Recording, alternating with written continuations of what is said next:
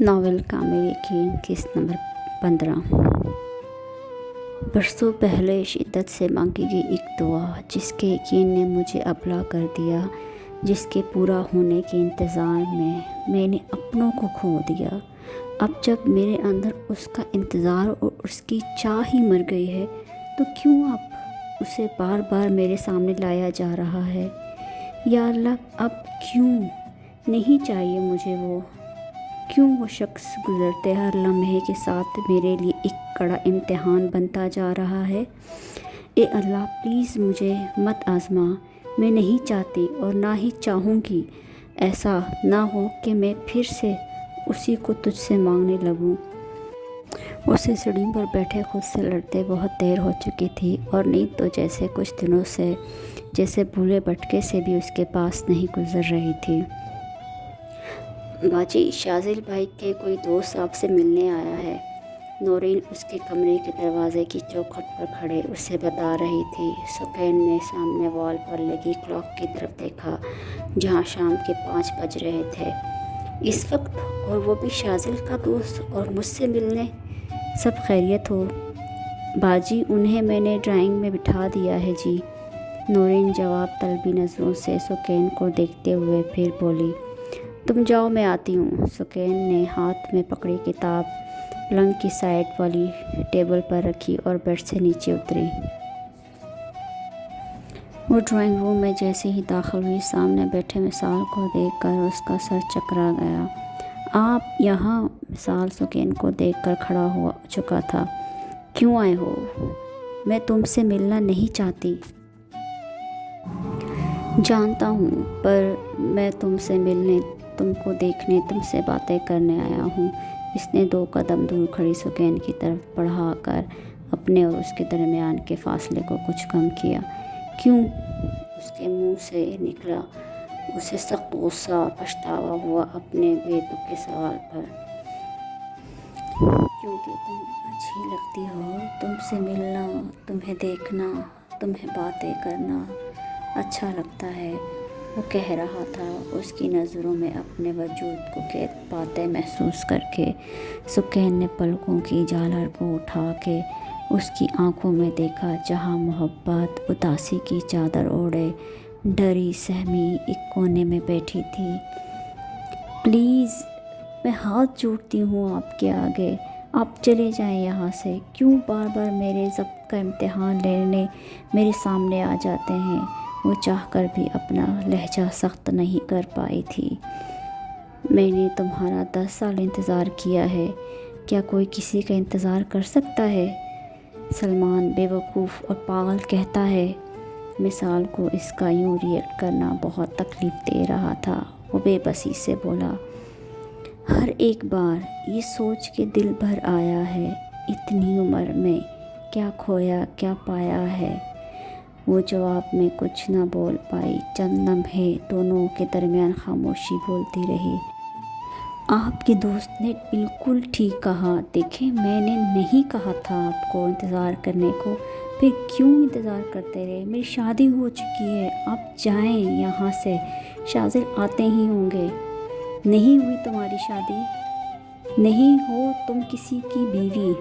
اس کے لہجے میں گزشتہ ٹوٹے ہوئے خوابوں کی کرچیاں تھیں۔ سکین کا دل زور سے دھڑکا۔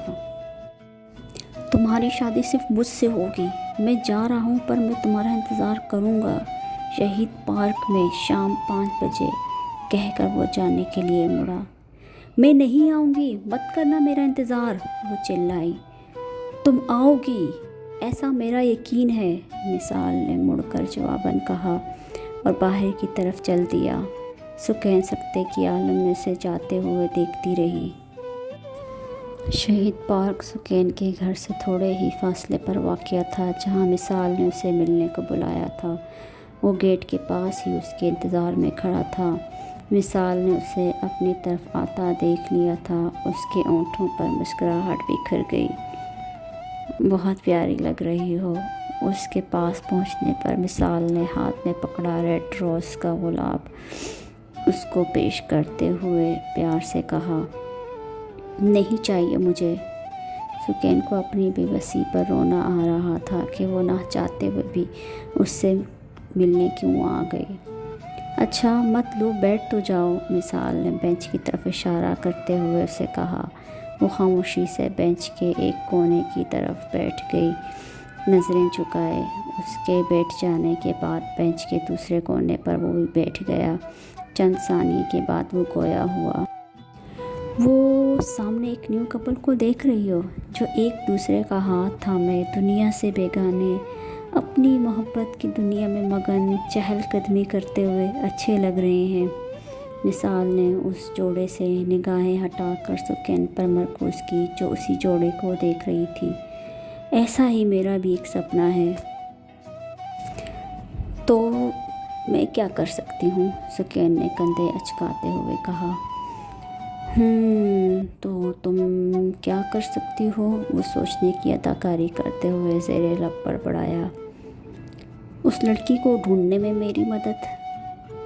مجھے نہیں کرنی مدد آپ کی، خود ہی ڈھونڈ لیں۔ اس کے لہجے میں جھنجھلاہٹ تھی۔ مثال نے بے ساختہ کہکا لگایا جیسے اس کو اسی قسم کے جواب کی توقع تھی۔ میرا مطلب ہے مجھے کیا معلوم آپ کو کیسی لڑکی کی تلاش ہے، اور ویسے بھی شاذل کو پتہ چلا تو وہ غصہ کریں گے۔ وہ برخاستہ بولی۔ اچھا شاذل سے تمہاری لو میرج ہے یا ارینج میرج ہے؟ وہ پوچھ رہا تھا۔ سکین نے نظریں اٹھا کر اس کی طرف دیکھا۔ اسے اپنے یہاں آنے پر پچھتاوا ہوا۔ اسے کچھ سمجھ نہیں آ رہا تھا کہ آیا جھوٹ بولے یا سچ۔ وہ خاموش رہی۔ وہ پھر بولا، لو میرج تو نہیں لگتی، تمہاری آنکھوں میں چھپی اداسی اور چہرے پر چھائی گہری خاموشی کچھ اور ہی راز بتاتی ہے۔ آئی تھنک ارینج میرج ہے۔ مثال بغور اس کی آنکھوں میں دیکھتے ہوئے گویا ہوا۔ بہت دیر ہو گئی ہے، مجھے اب چلنا چاہیے۔ وہ ایک دم اٹھ کھڑی ہوئی جانے کے لیے۔ مثال نے اس کا ہاتھ تھام لیا۔ کیا تم نے کبھی محبت کی ہے؟ اس کے لہجے میں برسوں انتظار کی پیاس تھی، بے تابی، بے قراری تھی۔ وہ اس کے قریب کھڑا پوچھ رہا تھا۔ نہیں، اس نے جھٹ سپاٹ لہجے میں کہہ کر اپنا ہاتھ چھڑانا چاہا۔ پر میں نے کی ہے، جانتی ہو کس سے؟